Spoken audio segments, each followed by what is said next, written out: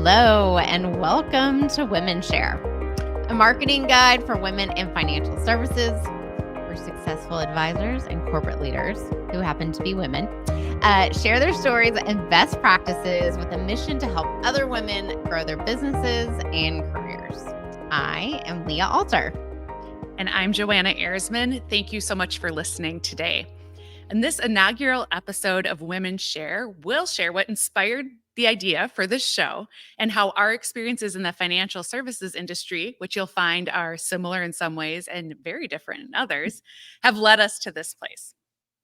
So if you're a woman in financial services, we hope that this is a space that you'll want to hang out in.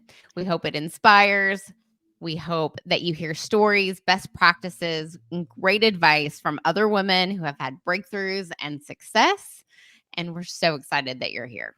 I think to start out, we wanted to take a minute to introduce ourselves so you could get to know who we are as people. And then we'll get a little bit deeper into our background. So Leah, do you want to kick us off?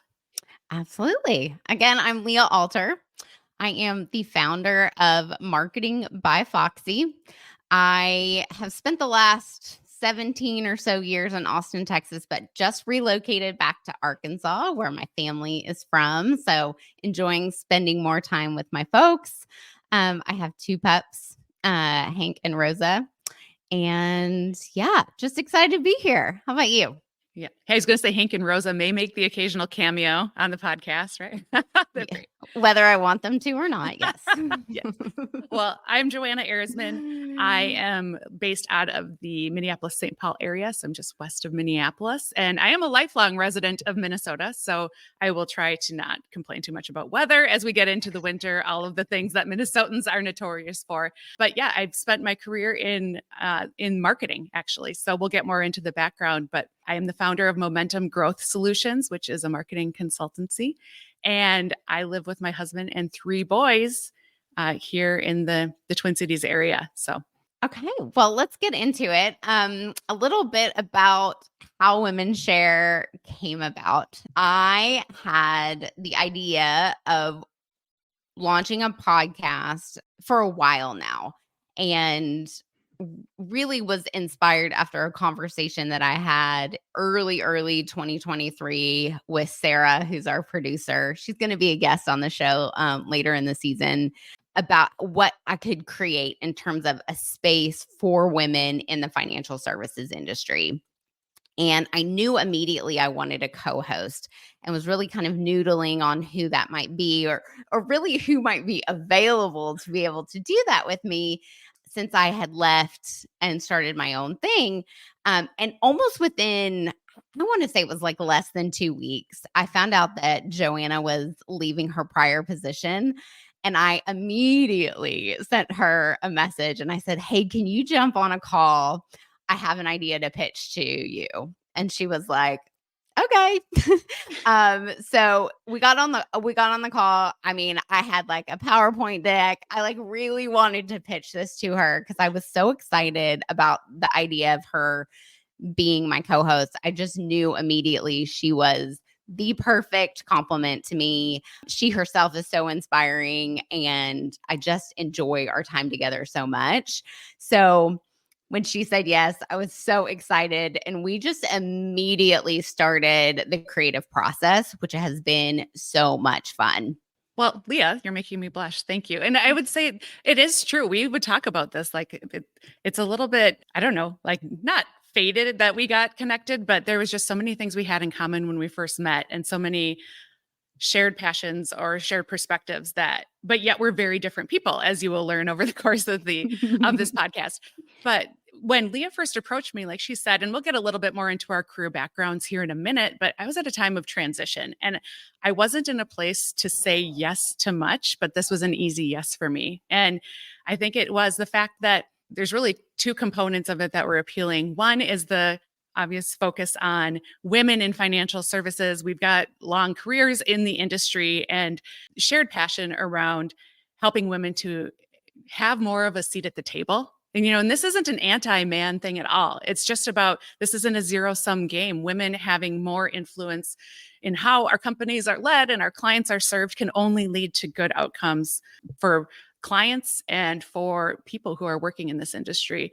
And then secondly, the concept of generosity and sharing. So as career marketers, we have a lot of insights to share. And I think that's what inspired both of us to move into consulting, but then also be able to share very openly what we've learned, what we've seen work, hear from others, interview them about what's working for them, and share it with other women in the industry to help them grow. So it was an easy yes for me. And I'm so excited that we are launching this. And I think it'll be a great journey. Just to talk a little bit about just the creative process, every project sort of has a different creative process. And we went from the sort of spark of idea to actually launching this podcast in a matter of a few months. It was very, very fast. So if you're looking for a sign to start that creative project or even launch your own podcast, this is the sign, because it really has been such a fun process of learning about each other, learning about what we have in common, what is different, what we bring to the table, both as marketers, but also as women and our experiences. So if you're looking for a sign, this is it. And those are my dogs making their There appearance. they are, their first appearance. First episode, we're like 5 minutes in. Thank you, Hank and Rosa. To give a little bit more about our background and why you as a listener might be interested in what we have to say, that we could just share. I'll share a bit about my journey and then turn it over to you, Leah, and hopefully the pups will cooperate. So as I mentioned at the onset, I've been in marketing for my entire career. And as you learn about kind of the yin and yang of our personalities, that would probably be no surprise. I was the marketing major who, of course, went into marketing and have, followed the path. And I started out in the agency side of the world. So you may not know this, but the Minneapolis, St. Paul area is actually pretty decent for marketing talent. We've got some agencies based here. Yeah. So it's not just a flyover state, people. There are things happening. And I spent the first several years of my career in working at advertising agencies or marketing agencies, but not necessarily at the big brand firms where it's like we're launching a Super Bowl ad or rebranding, for major CPG brands, consumer packaged goods brands. Rather, it was in firms that delivered really highly accountable marketing programs for their clients. So this thread of run marketing programs that deliver measurable results has been a big part of my story. Now, in 2009, I had the opportunity to go to Wealth Enhancement Group, which is a hybrid RIA, when at the time was $2.5 billion in assets, had just a regional player in the upper Midwest. And admittedly, I didn't think I ever wanted to be working in the industry. This was around the time of the financial crisis, right? There was a lot of people in that industry are shady, and so what drew me, though, to the opportunity was the fact that this was a very marketing forward role. And it was about the opportunity to build an agency type of model within a financial services firm. And through my time there, I was there for more than 13 years. I fell in love with this industry. And again, I wasn't directly serving clients, but I saw the passion of the advisors and the expertise. And I am so convinced of the power of professional financial advice and how it can help people's lives. That's what kept me so engaged and wanting our marketing programs to work. Because I know if we can, as a marketing team, do the right thing to attract the right client to our advisors, they're going to get the advice they need. And that's so powerful. So that's a big part of my why. Earlier this spring, so spring 2023, there were some changes at Wealth Enhancement Group and my position was eliminated. And I found myself at a bit of a crossroads. Like I mentioned earlier, you and I had the conversation about this podcast, which was my yes, but I was still trying to figure out, what do I do? Do I go back to a full-time corporate role? What's right for me? So I've landed on trying my hand at consulting with Momentum Growth Solutions. I'm so excited, candidly, a little terrified as we go into this. But I also think, Leah, you and I discussed this, if we want to share a little bit about our journeys as solopreneurs, right? And launching our businesses and how that has worked. So that's me and what I bring to the table. Leah, tell us about you. First of all, I absolutely love your story, and you're absolutely right. Like, our paths of how we got here are so different. I am not educated in marketing, finance, even business. I was a liberal arts kid. I studied English, lit, and theater, and I loved Shakespeare. So, as you can imagine, financial services was probably like the last thing on the list in terms of like the industries I thought I would spend my career.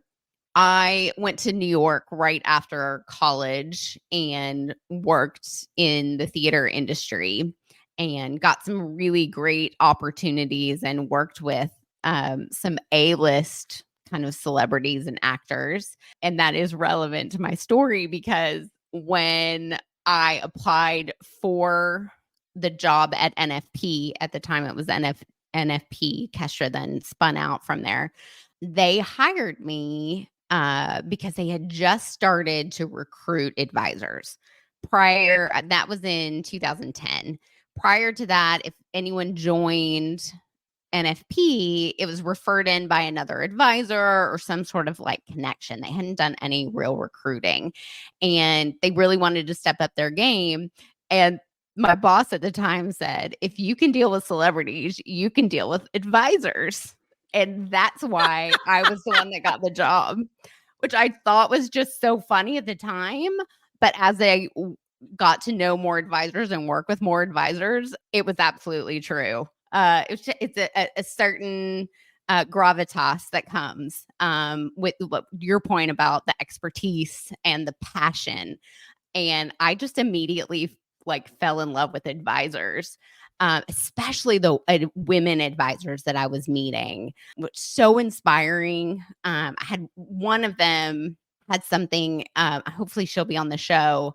A presentation she did called "A Man Is Not a Plan," and man, did it fire me up. So I worked on the recruiting team, business development team initially, and at the time didn't have any marketing support. So I just asked if I could start doing things. And by doing things, I meant email because I had no money and started some email campaigns that picked up some momentum. And it was enough that they were like, hey, maybe we should budget some stuff and maybe pay attention, a little more attention. And we got a new head of business development, and he was really passionate about us being more present in the marketplace. And so that was really my entryway into marketing in this industry. And I was just drinking from the fire hose. I was trying to learn as much as I possibly could about marketing. And that mixed with some, what I'm going to call just sort of natural instincts. And had an opportunity. There was a role that opened this at the time. This is right when Kestra had spun out of NFP. And As when the was mark, that? How many years? What year was that? I want to say that was like 2017, 2018. Okay, so you'd been there about 5 years. Okay. About 8 years. Oh, Oh, no, you're right. No, okay. I had been there. Gosh, I'm messing up the timeline. I want to say, I want May to not say be relevant. I spent about 5.5 years on the business development recruiting team. So there was, I may have been in an NFP role in this role. And it was just like during the transition, as you know, like a big spin out like that transition takes a Some while. time. Yeah. But a role came up as the marketing consultant for advisors. And I was like, listen, I know I'm not qualified for this, but I really, really want it. Like, no one is going to be more excited and more passionate about this than I am. And they let me create a presentation. They let me like pitch it. I got to interview with all the higher executives, and they gave me a shot. And I'll go ahead. I love shout outs. So Graham Lee, who is no longer at Kestra, he's over at LPL. He's an awesome man, great friend, great boss, took a chance on me and gave me the role. And I really got to create something at Kestra around consulting and building marketing programs and helping advisors learn how to market wherever they were in their own journey, whether they were just starting, whether established, whether they had a budget, whether they didn't have a budget. We kind of wanted to give a marketing foundation to anyone who wanted to grow their business. And it was such a cool experience. And I'm so grateful for that. The reason I left Kestra was to go explore agency life. So kind of backwards from Yeah, yours. the inverse. And I spent a very short time at an agency. That was not the right fit for me. And I got asked to come lead marketing efforts at a fintech company that I was very familiar with and actually was a client of when I was at Kestra. Built one of my programs on their platform. So I went in-house. Similar to you, things changed, things got moved around, and my position got eliminated. And I finally said, now's the time. So at the beginning of 2023, I launched Marketing by Foxy, and I work both with financial advisors, but I'm most passionate, I would say, about working with institutions who serve financial advisors to help them build value add programs that teach advisors how to market, how to grow their business. And that to me is really fun. I make the joke all the time that I'd rather teach Amanda fish than to deliver fish to their door. Or a woman in this case. We really love yeah. to teach women to fish. Yeah, no, it's true though. Well, and it's interesting to parallel, you being on the broker dealer side versus me being on the corporate kind of hybrid RIA side, that there were similar components to our roles as marketers where all of the advisors at Wealth Enhancement Group were under our master brand, right? They are employees of the firm. Right. And so it was an interesting journey for me to figure out how do we take this brand promise, this brand that is we're marketing corporately, and help advisors to find a place to merge their own styles, their practice right with that. So they don't have their own separate brand, which was a little different from some of the consulting work you got to do at Kestra. Yeah. But it's the same tenet that even within a larger organization like that, every practice that I worked with, they had different needs or they're at different stages in their growth cycle. And I think that's one of the themes people may get tired of hearing us say over the course of this podcast. But, there's something, you start where you are, and there is always something you can do, even if you don't have a huge budget or endless resources to implement. Like marketing can be very pragmatic. And that's another element that you, our listener, we want you to take away from listening to these episodes is that actionable takeaways are a big goal of ours within each episode, not just talking about the academic or philosophical components of marketing, but what can you implement or consider for your business, whether you're an advisor or on the corporate side. Yeah, absolutely. And, navigating the corporate world, and let's be honest, the majority of careers in financial services are going to happen in a corporate environment, right? Whether it's a custodian or a bank or a broker dealer or an RIA or a fintech, it's probably happening in some sort of corporate structure. And, I think one of the things that Joanna and I really bonded over were the fact that we had spent, our decade plus respective times in that corporate environment grinding and sort of playing into all of the things that we've been taught you have to do in order to climb the corporate ladder or have this, whatever success is defined. And I think we are both, in that state of transition, and that we are learning and creating our own definitions of success within the financial services industry.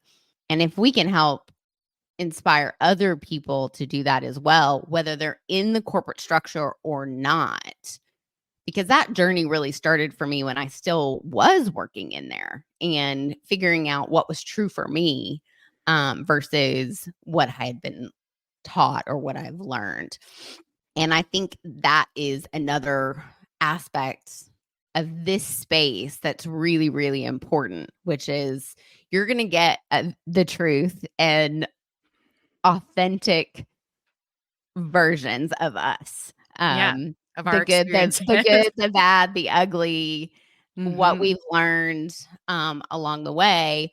And that's not to disparage any organization or any corporate structure, but so that we can help other people sort of maybe avoid some of the pitfalls that we that we had to learn along the way. And I think that is also a really important piece of this. And what we'll ask all our guests to come on and share is what are some of the things they've learned? What is some of the best advice they've learned along the way?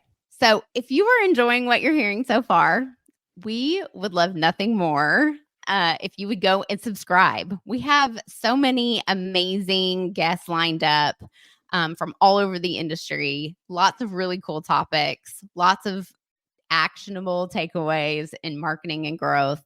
So please subscribe. We would love that. We'd appreciate it so, so much. Okay, so next up, what is next up? Best advice. Oh, Yeah. okay. So I like just you said said, this it. is going to be a consistent, component of Yeah. each episode. So Okay, so Joanna, yes, what is the best advice that you've received while being in this industry? I do two. I have two of them as I think about Can you do it. too? Of course, of course. There are no rules. There we make the rules.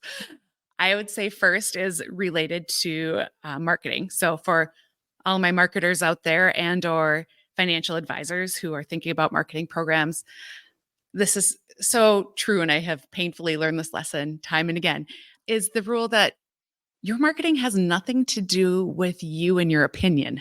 Meaning, Ooh, yes. that's So let that sink in. good. I mean, Yeah. caveat, your brand, your why, your positioning, of course, it comes from who you are, right? Or like who the company is. But in terms of your messaging, if you are speaking too much about yourself and your company, right, you need to think about your target client, who it is you're speaking to, what are their problems, and speak their language. We used to do an exercise back in the day, in fact, where we take some copy, say there was a brochure or a page on our website, and I drop it into one of those word cloud generators online. You can find them for free. And if the name of our company or the word us or we were the predominant words, it's like, go back and edit this, right? This should be all about you. So, and also I would say that has to do with creative, meaning if I had a great flair for picking the loser in terms of ads. If we do A B testing of one ad versus another, I'd be like, oh, yeah, this one's great. Or this direct mail piece versus that one. You never know what the consumer is going to like best until you test it and measure. So, rule number one, it has nothing to do with you from a marketing standpoint. The best advice that I received, not related to marketing, but just my career, is just put your work out there. Meaning, as a admittedly actively recovering perfectionist, this is hard for me, right? I can spend time refining, torturing things to get that next 1 to 2%, take it from great to even greater, but there's nothing like just putting the work out there and moving forward, right? I'm going through a coaching program right now where they're like, get comfortable with some B- work to start. That's not to say typos, errors, things like that, but just sometimes you just have to get your work out there and get feedback and go from there. And this podcast is an entire exercise in that, by the way. I was just about to say, man, this podcast is already probably just hitting all those buttons for you. Yes. I'm way outside my comfort zone. You told me this, Leah. What was the poster you had by your desk where the magic happens? Wasn't there a graphic that said, there was a visual where there was a circle that said your comfort zone? And then yeah. And then all the good stuff, right? and all the Which good is stuff is outside the Yeah. comfort zone. Anyway, so this has been an exciting, like, one thing I've appreciated. There's so many things I've appreciated about the season in my career, but getting outside that comfort zone and just putting my work out there and being like, just go for it. It's been awesome. Okay, you. Oh, I loved both of them. We did not share these with each other. No, this will be a fun surprise to hear yours. We're getting those. So my best advice is came from Lisa Gilbert. Hopefully she's going to be on the show too. And she would say, Leah, not your circus, not your monkeys. I had the bad habit, I'll call it a bad habit, of sort of taking everything on and taking everything really personally. And really, her advice was, what is yours to own versus what is not? And then you can, go all in on what's yours to own. But if it is not, that you got to let that go. You just got to let it go. And so true. Really being able to embody that advice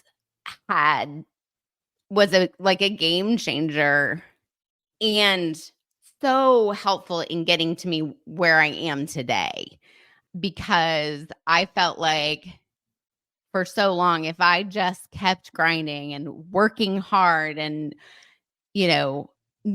exceeding expectations and beating every deadline, that would just be enough for me, that I would then deserve whatever the thing was that I wanted at the time, whether it was a title or money or whatever. Mm-hmm. And in doing so, I would get away from what I was most passionate about and what was truly mine to own. And when I was able to sort of clear those cobwebs and just focus on what was mine, that's when I was really able to get creative and build programs that really resonated. And I was a happier person. And so my work was better. So that was my best advice. And of course, I giggle every time I hear it, because I could literally visualize little monkeys that are not mine. But yeah, that's my sort of best advice. And then, from a marketing perspective, I would just say, just start. Yes. Just start. And I think you can be super educated and know all the things and learn all the things, but if you never try anything, you never do anything, then it's kind of for naught. So actually experiencing and doing and learning, it kind of goes back to what you were talking about. That is the best way to become a better marketer, is just to do. So yeah, do, fail fast, refine, go. Yes. Yes. Yeah. Well, and I think in general, right, we think about growth as very linear. And what we know as marketers is that growth is very cyclical. And that incremental growth happens each time you do the cycle of trying and learning and adjusting and trying and learning and adjusting. Yeah. Yes. Yes. Awesome. Oh, I love these. I can't wait to hear our guests' best advice too. I think we'll have real light bulb moments. Absolutely.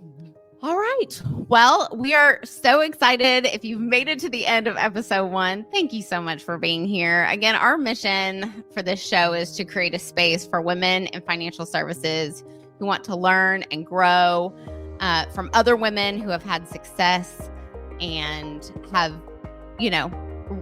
had those breakthroughs and have learned and are ready to pass that along. So thank you so much for being here. We really appreciate it. Yes. And if you found yourself nodding along in this conversation, chances are this is the right place for you. So please subscribe to the show on your favorite podcast platform to keep up with us, and do us a favor, share this episode with another woman that you think can benefit. All right. Until next time. Thanks for joining us on WomenShare. Bye. Bye.